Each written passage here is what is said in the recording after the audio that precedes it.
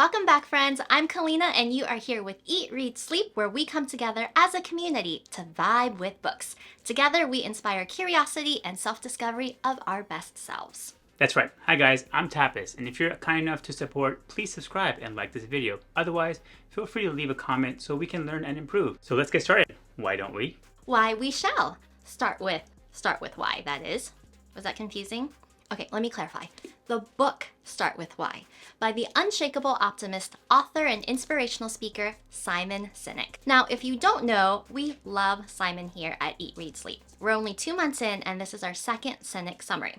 So if you haven't already read the book, well, thank you for coming to us first, but please, eventually, pick up a copy of your own. We also provide links below to make it easy for you. And then imagine Sinek's accent reading to you. Once you hear it, trust me, you won't forget. Even Tapas can't get enough. Hey T, where are we at with the editing for our next video?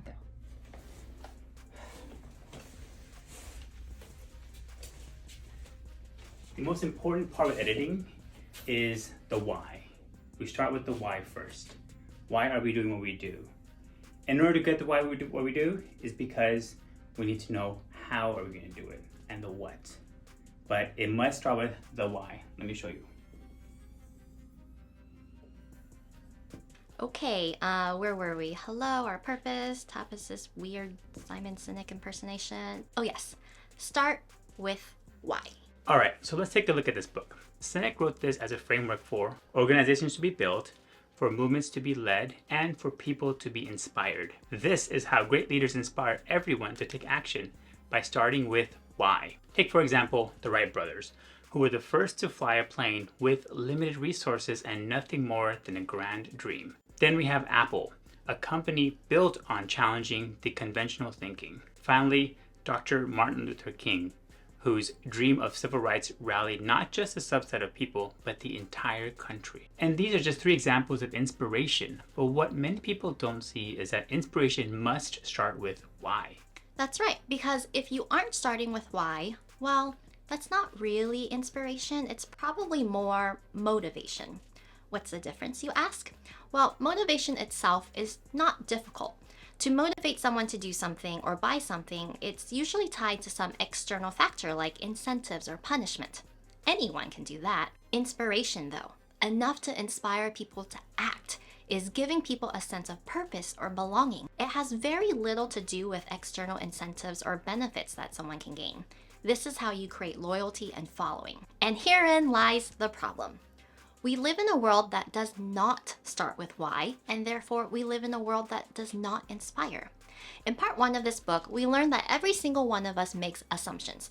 The problem is, our decisions are based on our perception of the world around us and the information that we gather.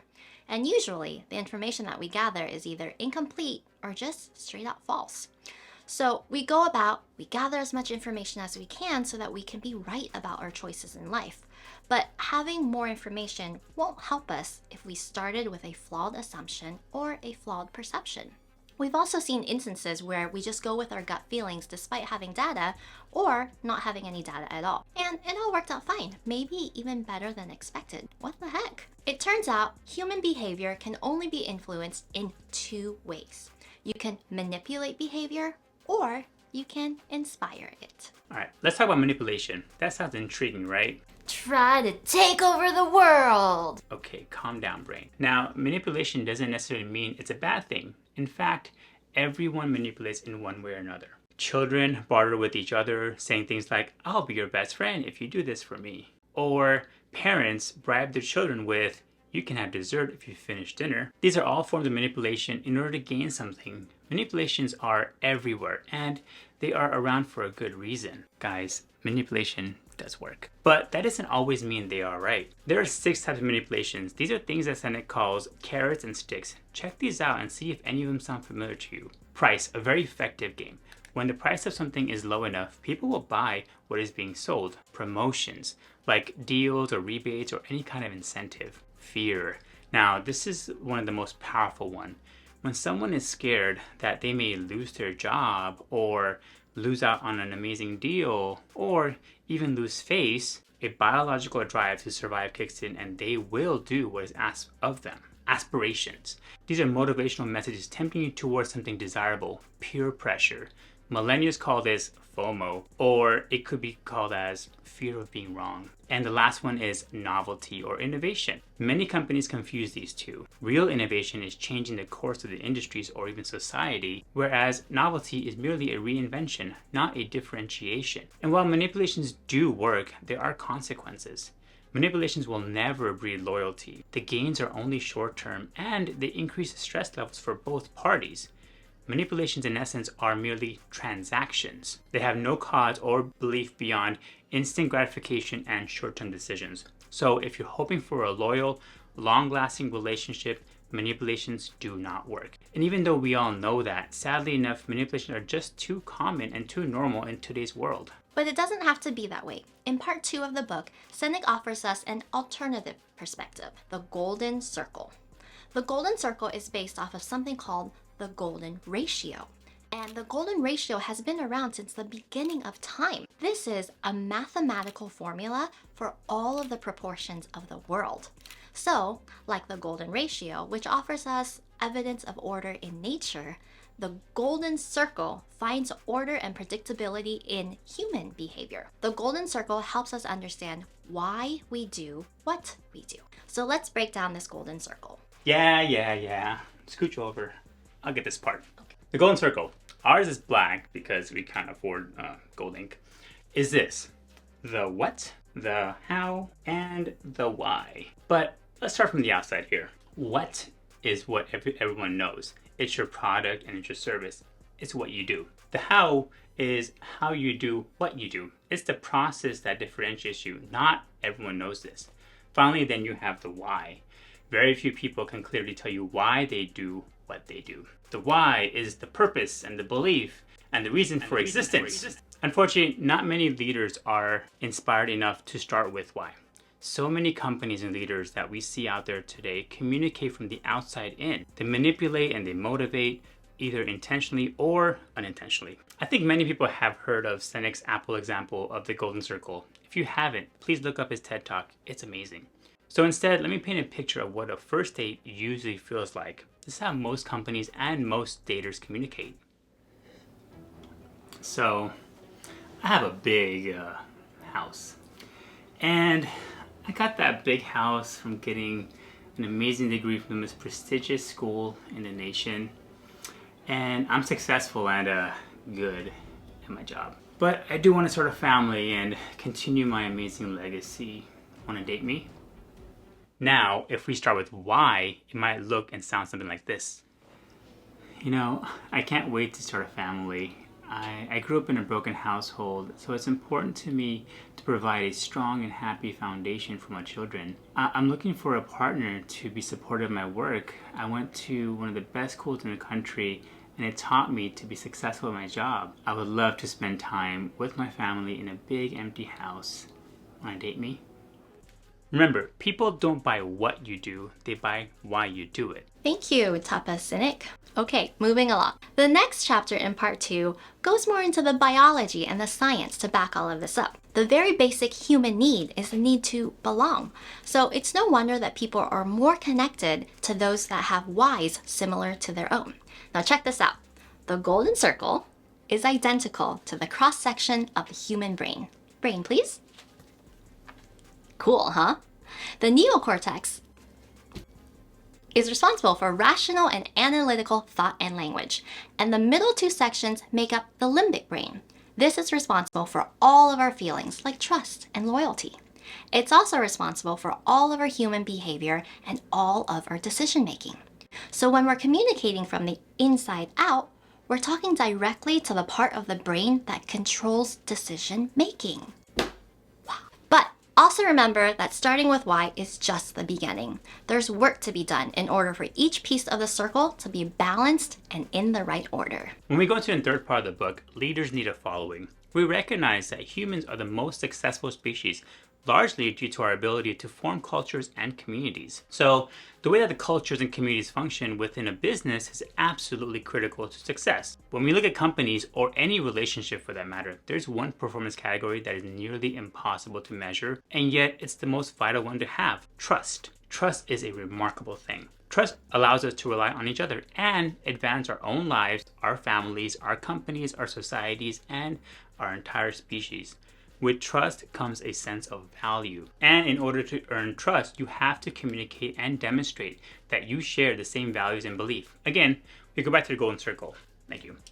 The why is the belief, hows are the actions we take to realize that belief, and the whats are the results of those actions. When all three are in balance, trust is built and value is perceived. In any working or personal relationship, you need trust.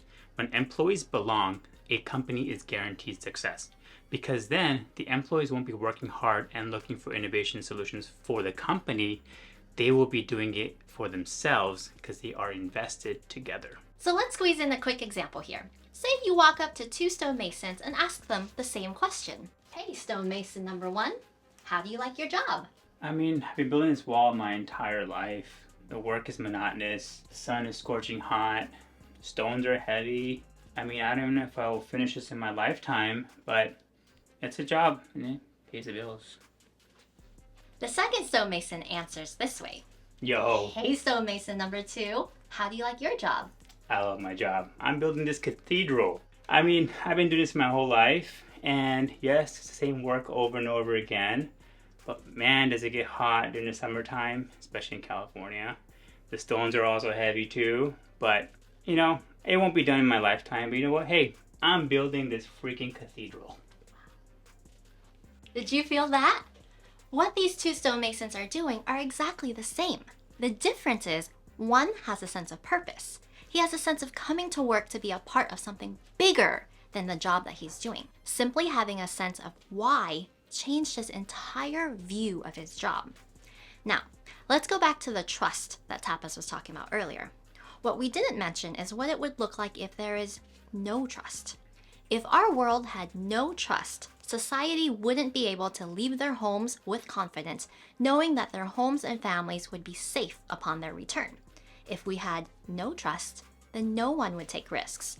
No risks would mean no exploration, no experimentation, no advancement of society as a whole. Speaking of risk, let's take a look at the law of diffusion. This describes how innovation spread through society. Our population is broken into 5 segments that fall across a bell curve. 2.5% are innovators. They are a small percentage of the population that challenge the rest of us to see and think of the world differently. 13.5% are the early adopters. These people appreciate new ideas but don't come up with them on their own. 34% are the early majorities, willing to pay a premium for a new idea if someone has tried it first. 34% are a late majority. They are the more practical and rational thinkers. They aren't very comfortable with new ideas. And 60% are laggers. These people only use Facebook because Friendster isn't available anymore.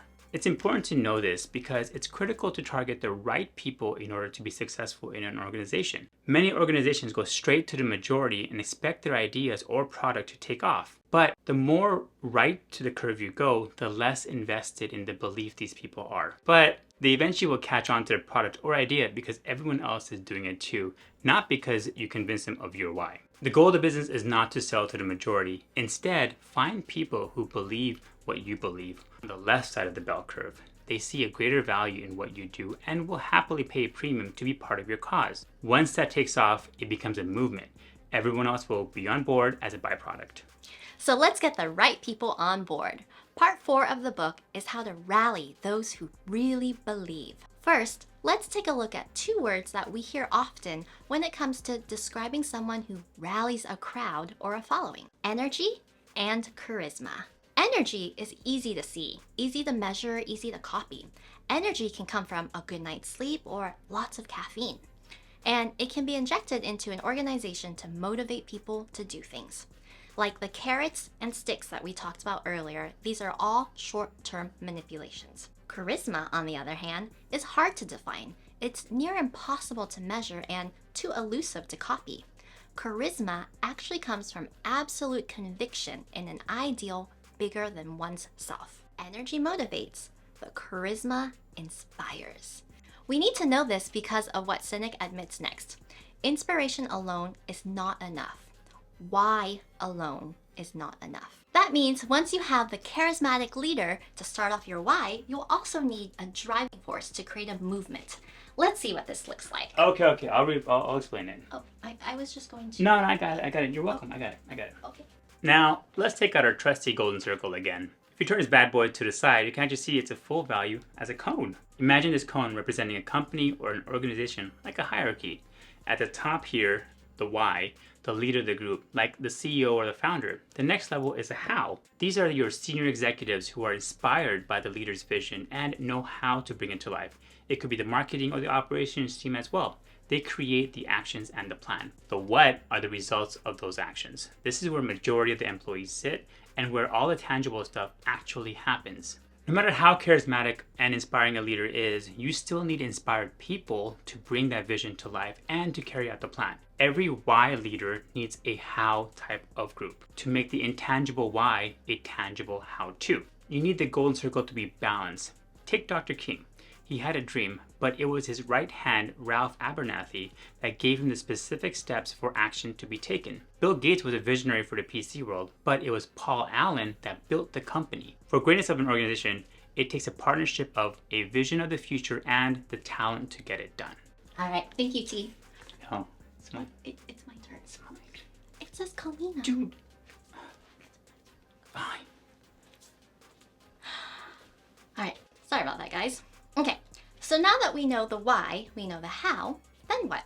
This cone system that Tapas just showed us actually sits on top of another system called the marketplace. This is made up of things like customers, shareholders, competition, all the money. It's literally a bucket of chaotic and disorganized mess. The only contact that the organized system has with the disorganized system is at the base, at the what level.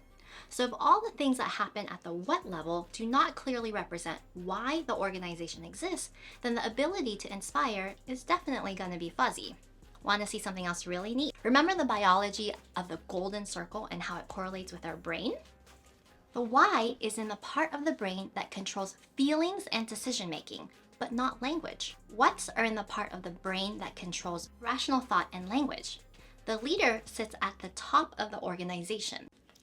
The leader's the inspiration, the emotional limbic brain. What the company says and does represents the rational thought and the language of the neocortex. The part of the brain that controls feelings and the part of the brain that controls language are not the same. So it's actually really hard for an organization to clearly communicate the why. And that's why so many organizations struggle with this. This is where they tell stories, use symbols, marketing, branding, products, and services to convey their why. And if communicated properly to the outside world, they will be understood. They will be great. Let's look at part 5. The biggest challenge is success. Being successful and feeling successful are two very different things. Yet when people embark on a success journey, many have the goals to be successful, not many aim to feel successful. When you look at many of the top Fortune companies on the paper, they are revered as successful. But if you actually ask the person in charge, they will probably tell you they aren't. They'll probably say it's a work in progress, they still have work to do, their success goals became bigger success goals, and they'll finally say success never really gets reached. But the reality is this: the only reason that someone doesn't feel successful is because they no longer know why they are doing what they do. That's right. In fact, what they are probably confused about is what many people make the mistake of thinking: achievement versus success. They're not the same thing. Achievement is something that you reach or attain, like a goal. Achievement comes when you go after and get what you want. Success, on the other hand, is a feeling or a state of being. It is the clear pursuit of why you want what you want. Many people, while looking for success, mistake what they achieve as the final destination. This is the reason they never feel satisfied no matter how much money they make and how much they achieve. They think that the more they achieve, the feeling of success will follow. And this can be illustrated in this diagram that depicts the life of an organization. The what and the why line starts almost parallel. The what line is the growth of what the organization does. This is usually measured in money, profits, revenues, market share. The second line is the why, the clarity of the purpose, cause, or belief. The moment that the clarity of the why starts to go fuzzy is called the split. And once the why goes, all you have left is the what without any context. The last part of this book introduces the concept of the new competition. Yep, and the new competition is yourself. There's an amazing human phenomenon where you compete against everyone else, no one wants to help you. But when you compete against yourself, everyone wants to help you. That's right. Sinek shares a story about a runner named Ben. Okay. He races in his high school's cross-country track team, but Ben isn't your typical runner. Ben has cerebral palsy. CP is a condition that affects movement and balance. And running is most definitely painful and draining for someone that has CP like Ben. The race, it takes about 25 minutes for everyone to finish. It takes 45 minutes for Ben to finish the race. But the magic of the story is that when everyone is finished with the race, everyone comes back to run with Ben. When he falls, someone else picks him up. And Ben isn't there to compete against anyone but himself. He has a clear sense of why he's running. It gives him strength to keep going. And it gives strength to others to follow him. People who forget their why show up to the race every day to outdo someone else instead to outdo themselves. But imagine what you can inspire and have others inspire if you only worried about beating yourself and stayed the course of your why. Remember, people don't buy what you do, they buy why you do it.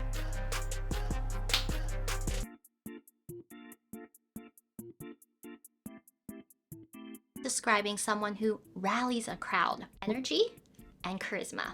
Energy and charisma. Energy and charisma. This reminds me of like this weird meme. Alright, thank you, T. No, I got it. T, it's my turn. T, it's my turn. Fine.